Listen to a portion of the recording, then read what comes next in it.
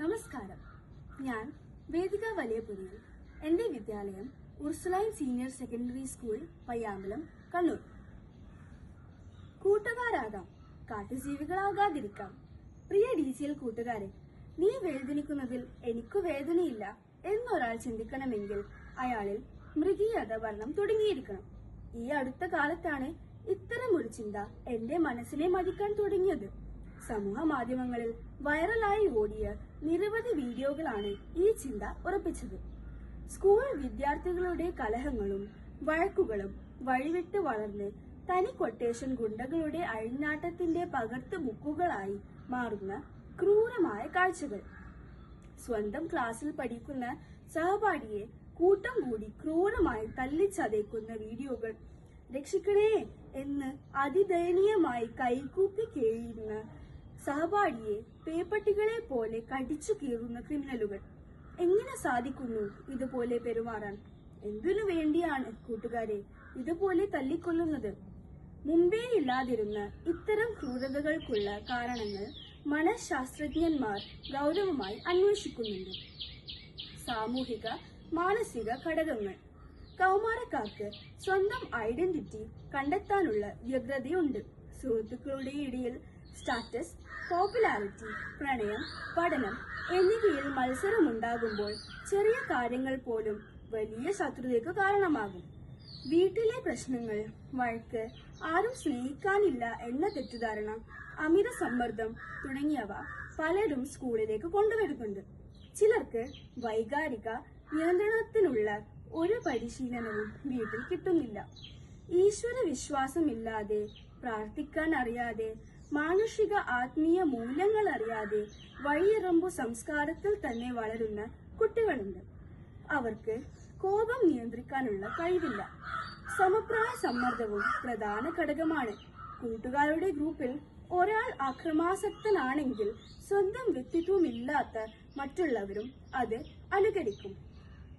Social മീഡിയയുടെ സ്വാധീനം. കേരളത്തിൽ സോഷ്യൽ മീഡിയ അഡിക്ഷൻ പ്രായഭേദമില്ലാതെ ഒരു പകർച്ചവ്യാധിയെ പോലെ ആയിക്കഴിഞ്ഞു. വിദ്യാർത്ഥികളാണ് ഈ സമൂഹ മാധ്യമ അടിമത്തം ഏറ്റവും കൂടുതലുള്ളത്. സൈബർ ബുള്ളിയിങ് ആണ് ഏറ്റവും അധികം വ്യാപിക്കുന്നത്. സമൂഹ മാധ്യമങ്ങളിലൂടെയുള്ള ഭീഷണികളാണിത്. ഇൻസ്റ്റഗ്രാം, വാട്സാപ്പ്, സ്നാപ്ചാറ്റ് എന്നിവയിലെ അപകീർത്തിപ്പെടുത്തൽ, ഗ്രൂപ്പ് ഔട്ട് ചെയ്യൽ, മീംസ് വീഡിയോകൾ എന്നിവ വഴി ശത്രുത പെരുകുകയാണ്. ഫൈറ്റ് വീഡിയോകൾ കർശനമായി നിരോധിക്കണം.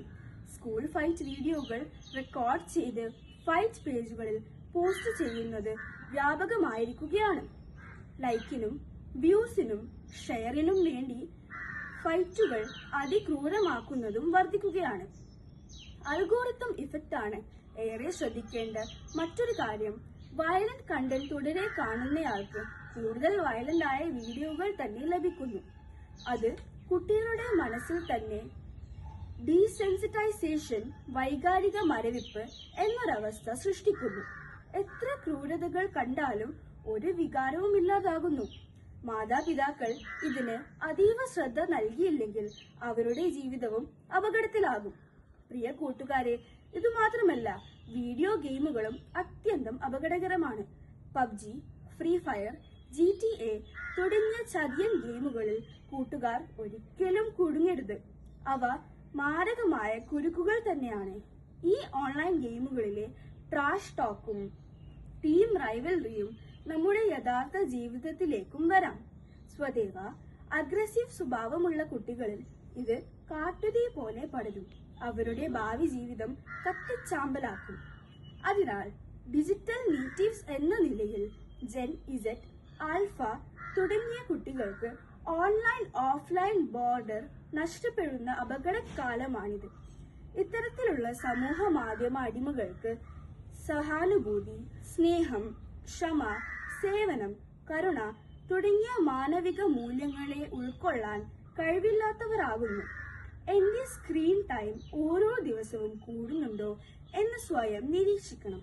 നമുക്ക് മനുഷ്യ നന്മയിലേക്ക് മടങ്ങി വരാം. വീട്ടിലും ക്ലാസ്സിലും നമുക്ക് കുറെ നേരം പരസ്പരം സംസാരിക്കാം.